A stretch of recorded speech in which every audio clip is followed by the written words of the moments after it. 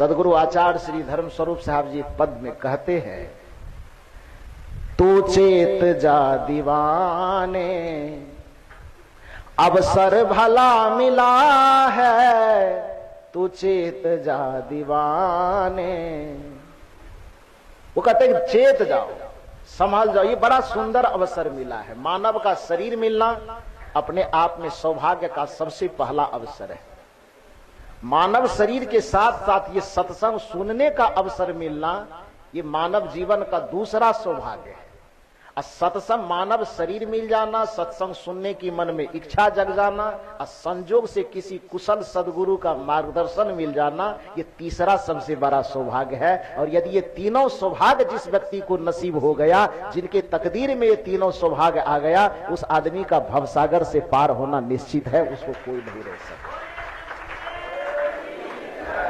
इसलिए कबीर साहब कहते मानव तन पहला सौभाग्य, सदगुरु मिलन दूसरा सौभाग्य, मोक्षम इच्छा हो, यानी सत्संग सुनने की, ध्यान भजन करने की, साधना करके बंधन को काटने की इच्छा हो जाना ही मोक्ष की इच्छा होना है। तो मानव तन, सदगुरु मिलन, मोक्षम इच्छा हो, दुर्लभ तीनों जगत में। सब चीज को पाना आसान है, लेकिन ये तीन चीज का संयोग पाना आसान नहीं है। तो मानव तन, सदगुरु मिलन, मोक्षम इच्छा होय, और दुर्लभ तीनों परम है, पाय सुयोग न खोए। ये तीनों का पाना, तीनों का एक जगह पर इकट्ठा होना बहुत मुश्किल है। और सौभाग्य से जिस मनुष्य को ये तीनों चीज का अवसर मिला है, तो इस अवसर का लाभ उठा करके एक ही बार में बेड़ा पार कर लेना चाहिए और जीवन का उद्धार कर लेना चाहिए। इसलिए कहा गया, तू चेत जा दीवाने अवसर भला मिला है, सत्संग में मन लगा ले, इसमें तेरा भला है, तू चेत जा दीवाने। नियम क्या बताया कि जीवन जो मिला है तो गफलत में मत खोइए, क्योंकि ये जीवन है कैसा, अंजुलि के नीर जैसी घटती उम्र है तेरी। कैसे उम्र घट रही है? अंजुलि के नीर के जैसे। अंजुलि किसे कहते हैं? जिसको हम आम बोल चाल की भाषा में चुल्लू कहते हैं। कहते हैं, कहावत कहते हैं, चुल्लू भर पानी में डूब मरो। किसी आदमी पर गुस्सा उठता है, नाराजगी होती है, तो मुहावरा हम लोग प्रयोग करते हैं, चुल्लू भर पानी में डूब जाना। तो चुल्लू, जिसको आम बोलचाल में हम लोग चुल्लू कहते हैं, संस्कृत में उसी को क्या कहा जाता है? अंजुलि कहा जाता है।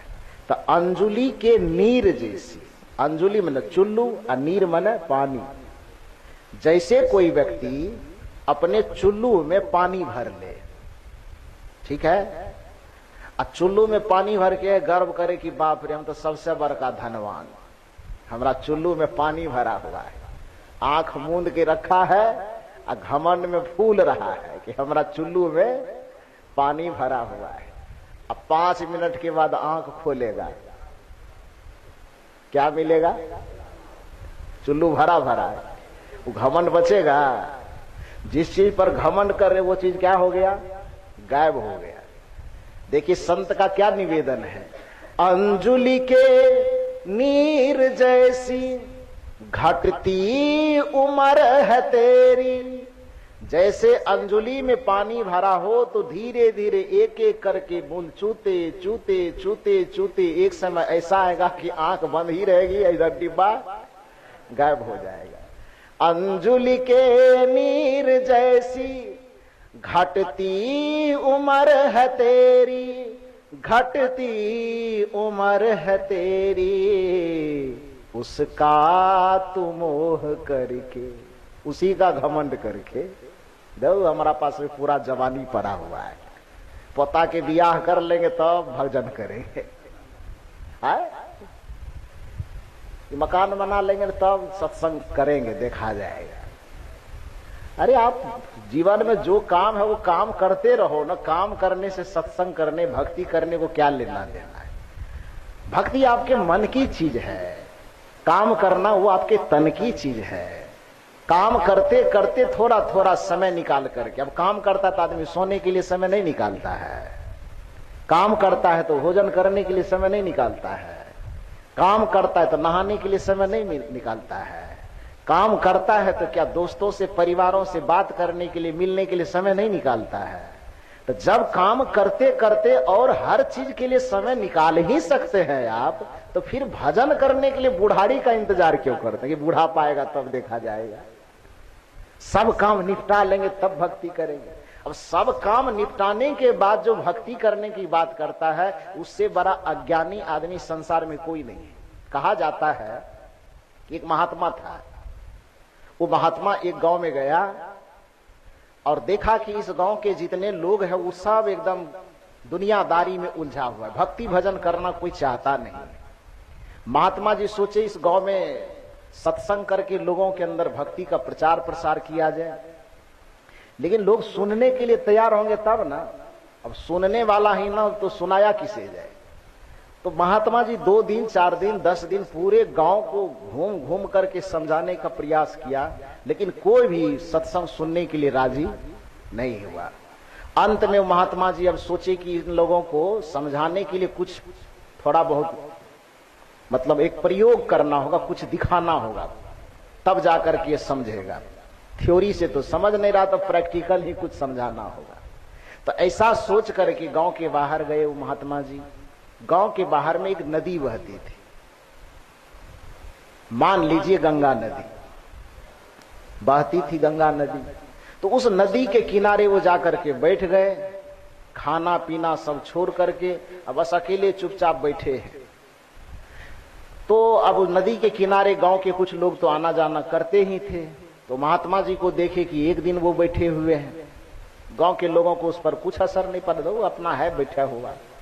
फिर दूसरे दिन गए तो फिर महात्मा जी वही बैठे हैं। अब मन में थोड़ा थोड़ा हुआ कि आखिर ये बैठे क्यों है भाई, खाता पीता कैसे होगा इन नदी किनारे में। तो थोड़ा सा मन में हुआ, लेकिन कहो ऐसे जाने दो। फिर तीसरे दिन देखा, यानी 1 दिन 2 दिन 3 दिन 4 दिन सप्ताह दिन तक देखते देखते देखते आदमी को लगा कि भाई तो इसे तो मर जाएगा, न खाने की जगह है, न पी कुछ खा रहा है, न पी रहा है, न किसी से मिल रहा है, न किसी से बात कर रहा है, ऐसे आखिर बैठ के कर क्या रहा है।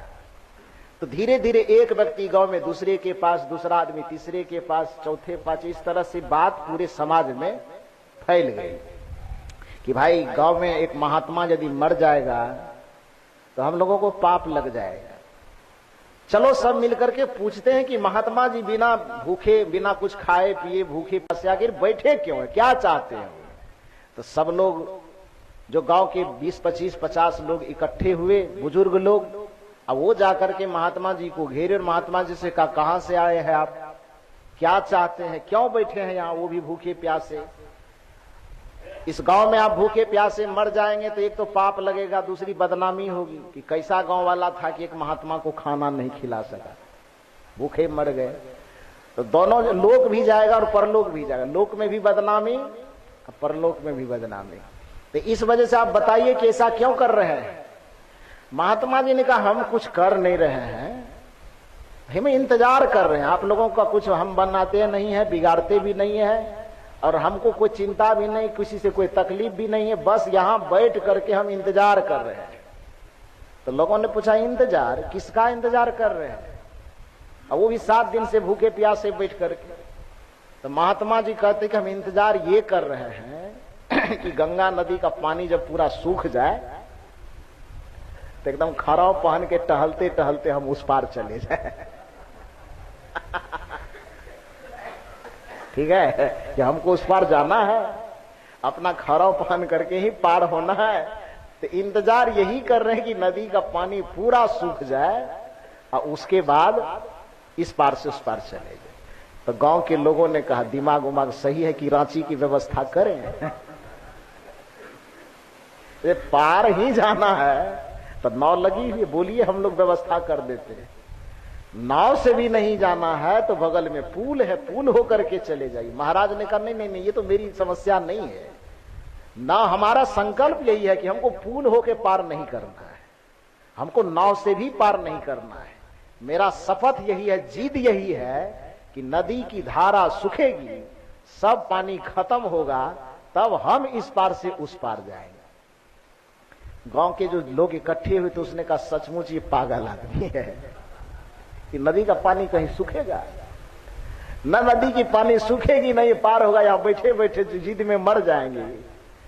महात्मा जी ये बात सुने, महात्मा जी ठहाका लगा करके हंसने लगे। लोगों ने पूछा कि आप हंस क्यों रहे हैं, सही में दिमाग खराब हो गया है क्या? महात्मा जी ने कहा नहीं नहीं, दिमाग खराब नहीं हुआ है, हम सोच रहे थे गांव वाला पूरा मूर्ख है लेकिन आप यदि मुझे ये बात सुन करके पागल समझ रहे हो कि नदी का पानी सूखेगा तभी मैं उस पार जाऊंगा, और इस बात का यदि तुम कहीं समर्थन कर देते तब तो मैं माथा पीट करके गंगा नदी में कूद जाता मैं लेकिन तुमने यह बात कही कि यह बात पागलपन वाली बात है कि नदी का पानी सूखा नहीं हो सकता, नदी की धारा कभी सूखेगी नहीं तो आप उस पार जाएंगे कैसे? मेरी यह बात सुनकर के यदि मैं तुम्हें पागल लगा हूं तो कम से कम मेरी उम्मीद बची हुई है, मैं जान रहा हूं कि कम से कम तुम्हारे अंदर समझ है कि नदी का पानी न कभी सूखेगा और न कभी उस पार जाएगा। और ऐसी बात करने वाला कोई महात्मा भी है तो सचमुच में वो पागल ही समझा जाएगा। और तुम लोगों ने मुझे पागल समझा, इस बात का मुझे दुख नहीं हुई, बल्कि इस बात की मुझे खुशी हुई कि इतना सा कॉमन सेंस तुम्हारे अंदर है कि नदी की धारा कभी सूख नहीं सकती। लेकिन यदि इतनी सी बात आपके समझ में आ रही है, कॉमन सेंस आपके खोपड़ी में है पूरे गांव वाले के कि नदी की धारा कभी सूखेगी नहीं तो ये उस पार जाएगा कैसे, तो भाई मेरे इसी कॉमन सेंस को थोड़ा और आगे बढ़ाओ कि जैसे कोई व्यक्ति नदी को पार करने के लिए नदी के धारा को सूखने का इंतजार करे तो उसको पागल ही समझा जाएगा, उसी तरह से भक्ति करके भवसागर पार करने के लिए कोई सारी जिम्मेदारी को खत्म होने का इंतजार करे तो उसको महापागल समझा जाएगा। क्योंकि जब तक नदी का स्रोत जारी है तो नदी की धारा कभी सूखेगी नहीं, और जब तक व्यक्ति के पास जीवन है तब तक जीवन जीने की जिम्मेदारी कभी खत्म नहीं होगी। तो नदी की धारा को सूखने का इंतजार क्यों किया जाए? पुल बनाइए ना और पुल पर चढ़ करके पार कर जाइए। उसी तरह से हमारा जीवन का सब काम खत्म होगा, मकान बन जाएगा, बेटा हो जाएगा, फिर बेटा हो गया तब बेटा बड़ा हो जाए, पढ़ लिख ले, नौकरी चाकरी लग जाए, फिर वो भी हो गया तो अच्छा शादी विवाह हो जाए, बाल बच्चे की शादी हो गई तो अच्छा ठीक है पोता की मुंह देख लेते तब होगा, फिर वो बड़ा हुआ अब उसको संभालने की जिम्मेदारी। इस सारी जिम्मेदारी के आड़ में भक्ति को भजन को टालते टालते टालते टालते बुढ़ापा आ गई, या बुढ़ापा आने से पहले एक दिन काल का झटका लगा, आंख मूंदे सब चीज यही छूट गया, जिस चीज के लिए जीवन पाए थे वो काम कर नहीं सके। इसी ऐसे ही लोगों के लिए कहावत बनी है कि आए थे हरि भजन को औटन लगे कपास। करने क्या आए थे? करने क्या लगे? करने आए थे भक्ति और जोड़ने लगे संसार को। जिस संसार को जोड़ करके आप अपना दिखाते हैं, अपनी औकात दिखाते हैं, अरे वो संसार छूटने में एक सेकंड नहीं लगेगा। गोस्वामी जी की भाषा में कहे तो मूंदहूं आंख कतहूं कछु नहीं। जब तक आंख खुली है तब तक ये सब अपना दिख रहा है, मौत का झटका लगेगा, एक बार में आंखें बंद हो जाएगी, ये संसार छूटने में सेकंड नहीं लगेगा। तो ये जो नश्वर संसार और नश्वर जीवन पर आप घमंड कर रहे हैं, ये किसी भी व्यक्ति को घमंड नहीं करना चाहिए, बल्कि इस नश्वर जीवन में कुछ ऐसा शाश्वत कर्म करना चाहिए जो शाश्वत कर्मों का संस्कार इस आत्मा के साथ में रहे, इहलोक में भी वह संस्कार आपको सुखी और सफल बनाते रहे और परलोक में भी वह संस्कार आपका साथी बने। वैसा संस्कार यदि संसार में कहीं कमाया जाता है तो केवल सत्संग में कमाया जाता है, वो गुरु के पास कमाया जाता है। तो इसलिए सत्संग में आकर के वह पूंजी आप कमाइए, क्योंकि धन दो प्रकार का होता है। हम लोग एक भजन में गाते हैं कि संग चले सोई धन है, संतो छूट जाए सोई माया। जो धन इस संसार का जमा हुआ और संसार में ही छूट गया, उस धन को माया कहा जाता है। लेकिन एक धन ऐसा है जो वो धन कमा लेने के बाद व्यक्ति का जीवन छूट भी जाता है, फिर भी वो संसार में बने रहते हैं। आप देखिए इन दीवालों में महापुरुषों का चित्र लगा हुआ है, लगा है ना। उन्होंने क्या किया संसार में? राजनीति करके प्रधानमंत्री बन गए थे वो, तब कलेक्टर बने थे कहीं का, क्या बने थे? किस कारण से उनको अपने घरों में, अपने दिलों में आप और हम जगह देते हैं? क्या किए थे? 1000 बीघा जमीन खरीद करके जमींदार बन गए थे कि कोई बहुत बड़े पद पर जाकर के पदाधिकारी बन गए थे कि कोई राजनेता बने थे कि कहीं की राजगद्दी हासिल करके राजा बन गए थे? नहीं बने थे। जो राजगद्दी पर बैठ करके राजा बना वो कितने आए और कितने मिट गए कहना मुश्किल है। जो पद पर बैठ करके पदाधिकारी बने कितने आए और कितने चले गए इसकी कोई गिनती नहीं है।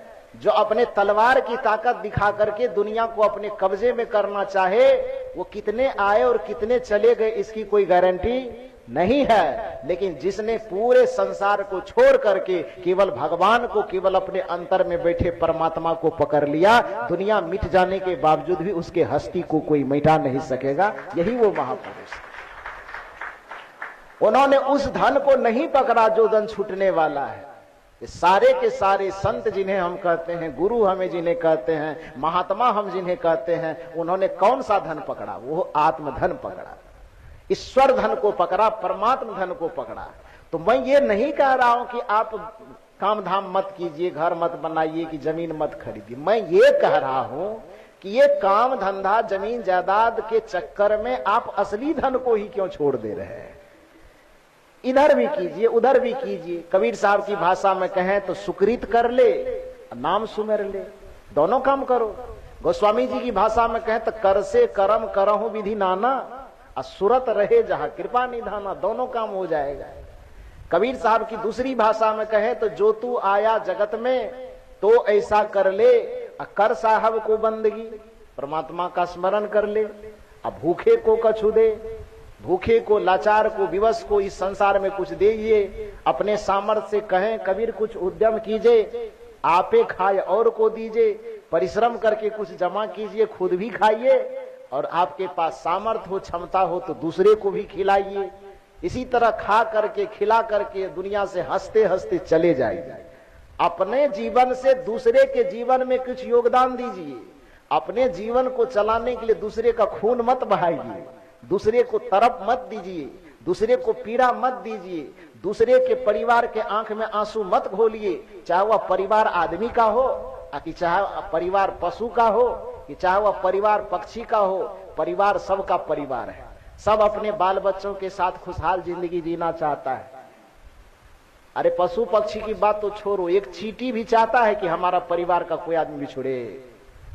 एक चींटी भी चाहती है कि हमारे परिवार का कोई सदस्य मर जाए, नहीं चाहते हैं। तो जब चींटी के भी अंदर यह भावना नहीं है तो अपने जिह्वा स्वाद के लिए किसी प्राणी के परिवार को उजाड़ना यह ऐसा खतरनाक है कि वो कर्म का फल यदि घूम करके लौट करके आपके पास आएगा तो आप भगवान के चरण में माथा रखे रह जाओगे, लेकिन उसके बावजूद भी आपके परिवार को उजड़ने से कोई बचा नहीं पाएगा। इसलिए अपने आप की सुरक्षा यदि चाहते हैं तो किसी दूसरे को मत सताइए। अपना शांति चाहते हैं तो किसी दूसरे की शांति को मत उजाड़िए। अपना यदि सुख सम्मान की जिंदगी जीना चाहते हैं तो दूसरे के सुख सम्मान में आग लगाने की कोशिश मत कीजिए। तो ये उम्र जो आपका मिला है, मैंने निवेदन किया आपसे कि वह उम्र कैसे बीत रही है। अंजुलि के नीर जैसी घटती उम्र है तेरी, घटती उम्र है तेरी, उसका तो मोह करके निज लक्ष्य से टला है। सत्संग में मन लगा ले, इसमें तेरा भला है, तू चेत जा दीवाने, अवसर भला मिला है। ये बड़ा सुंदर अवसर मिला है, इस अवसर का सदुपयोग कीजिए। अवसर का सदुपयोग आपको और हमको कैसे करना है? तो चाणक्य कहते हैं कि अल्पश्च कालो समय कितना है? बहुत थोड़ा सा। अब बहु विघ्नताच, उस थोड़े समय में भी विघ्न कम नहीं है, बाधाएं कम नहीं, बहुत सारी बाधाएं। तो अल्पस्य कालो बहु विघ्नताच यत सारभूतम, इसीलिए सार की उपासना कीजिए। और वह सार चीज क्या है कि जगत के प्राणी पदार्थों की व्यवस्था करते करते आत्मचिंतन कीजिए। जगत की व्यवस्था करते करते भक्ति कीजिए। जगत के कार्यों को निपटाते निपटाते संत सदगुरु के शरण लीजिए, उनसे युक्ति जानिए और युक्ति जान करके अपने जीवन के बंधनों को काटने का, अपने जीवन के बंधनों को तोड़ने का उपाय कीजिए। आपके जीवन का बंधन कोई दूसरा नहीं तोड़ पाएगा। दूसरा उसमें मार्गदर्शक भले हो सकता है, संत सहायक हो सकते हैं, गुरु मार्गदर्शक हो सकते हैं, लेकिन उस बंधन को तोड़ने का जो वीरा उठाना है, उस बंधन को तोड़ने का जो कर्म करना है, मेहनत करनी है, वो मेहनत आपको खुद ही करना होगा। वो दूसरे के भरोसे आप नहीं कर सकते कि पंडित जी दक्षिणा ले लीजिए और हमको मुक्ति का टिकट दे दीजिए। ये अपने साथ बेईमानी करना है। क्योंकि शंकराचार्य जी ने एक बड़ी सुंदर बात कही कि इस संसार में कुछ कार्य इतने बेहद निजी हैं, कुछ कार्य इतना निजी अंतरंग है कि उसको आपके अलावा दूसरा व्यक्ति नहीं कर सकता। जैसे आपको भूख लग जाए और बहुत अमीर आदमी है आप, बहुत पैसे वाले हैं, या बहुत परिवार है आपके पास, बहुत बड़े लोगों के समूह के आप मालिक हैं, बहुत आपको चाहने वाले लोग हैं, तो आप उस पैसे के बदौलत क्या यह भी कर सकते हैं कि आपको यहां पर भूख लग जाए बड़ी जोर से, खाना न मिले, तो भीतर भीतर इधर सत्संग भी सुन रहे और घर पर फोन भी कर दे कि देखो जी यहाँ तो 3 दिन से खाना नहीं दिया है, सत्संग छोड़ के कहीं जा भी नहीं सकते हैं। तो ऐसा करना कि मेरे हिस्से का घर में थोड़ा बढ़िया खाना उना खा लेना, एक थाली, यहाँ मेरा पेट भर जाएगा। ऐसी व्यवस्था है क्या संसार में? चाहे वो पैसा वाला आदमी हो कि बिना पैसा वाला आदमी, उससे क्या लेना देना है। चाहे कोई अकेला आदमी हो कि किसी का 1 लाख पूत 1.25 लाख नाती हो, उससे क्या मतलब है। लेकिन हम किसी दूसरे के माध्यम से भोजन करवा करके अपना पेट नहीं भर सकते, अपनी भूख नहीं मिटा सकते। किसी दूसरे को पैसा दे करके हम दूसरे को पानी पीने कह करके अपनी प्यास नहीं बुझा सकते हैं। यदि हमको थकावट हो गई है तो चाहे हम पैसा वाला हो कि पद वाला हो कि प्रतिष्ठा वाला हो, इससे कुछ लेना देना नहीं है। हम दूसरे से कह करके कि तुम सो लेना थोड़ा सा, हमारी थकावट मिट जाएगी, ऐसा हम नहीं कर सकते हैं।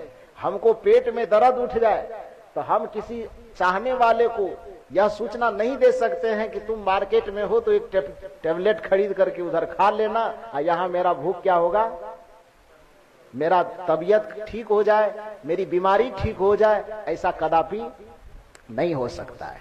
तो जैसे खुद की थकावट को दूर करने के लिए खुद ही विश्राम करना होगा, जैसे अपनी भूख मिटाने के लिए आपको खुद ही भोजन करना होगा, जैसे अपनी प्यास बुझाने के लिए आपको खुद ही पानी पीना पड़ेगा, जैसे अपने रोग को समाप्त करने के लिए आपको खुद ही दवाई खानी पड़ेगी, उसी तरह से व्यक्ति को अपना बंधन तोड़ने के लिए, अपना कल्याण करने के लिए खुद ही भक्ति करना पड़ेगा। वो दूसरे के मंत्र से कुछ होने वाला नहीं। दूसरा कोई कितना मंत्र जप दे हमारे लिए, कि दूसरा कोई कितना पूजा कर दे, उनके पूजा करने से उनको लाभ हो जाए, लेकिन दूसरे के पूजा करने से दूसरे को कोई लाभ होने वाला नहीं है। यहाँ तो पूजा की भी ठेकेदारी ली जाती है कि नहीं ली जाती। 1100 टका जमा कर दीजिए, 11,000 जमा कीजिए, इतना मंत्र के आहुति हम आपके नाम से कर देंगे। ये हुआ ना भक्ति का बिजनेस, नहीं हुआ क्या? मंत्र जप करके दूसरे के लिए भी यहाँ पर पूजा की जाती है, मंत्र जप करके दूसरे के लिए भी यहाँ पर आराधना और भक्ति की जाती है। लेकिन भक्ति ऐसी निजी चीज है जो दूसरे से सिर्फ मार्गदर्शन लिया जा सकता है, लेकिन करना आपको खुद ही पड़ेगा। बात समझ में आई? तो सदगुरु और संतों से मार्गदर्शन लीजिए।